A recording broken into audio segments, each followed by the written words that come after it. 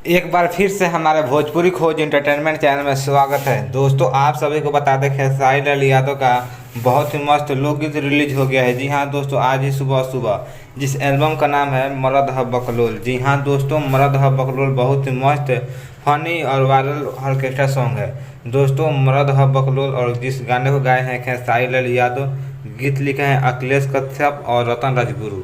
तो दोस्तों, बहुत ही मस्त सॉन्ग है। तो आप लोग ढेर सारा प्यार दीजिए खेसारी लाल यादव को। और साथ में जो मॉडल का काम की है वो है रानी एक्ट्रेस। तो जी हाँ दोस्तों, आप सभी को बता दें कि आप लोग जाइए अंकिता फिल्म्स पर और ढेर सारा प्यार दीजिए। हालांकि दोस्तों, ये स्पीड रिकॉर्ड का प्रोजेक्ट था, लेकिन ये प्रोजेक्ट चोरी होने की वजह से अंकिता फिल्म से रिलीज हुआ है।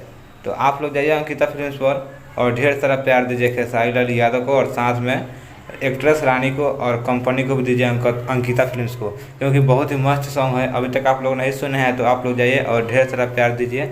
और साथ ही साथ अभी तक हमारे चैनल को सब्सक्राइब नहीं किया है तो प्लीज़ चैनल को सब्सक्राइब कर दो। फिर मिलता हूँ नेक्स्ट वीडियो नया अपडेट के साथ। तब तक के लिए धन्यवाद और लव यू, बाय बाय।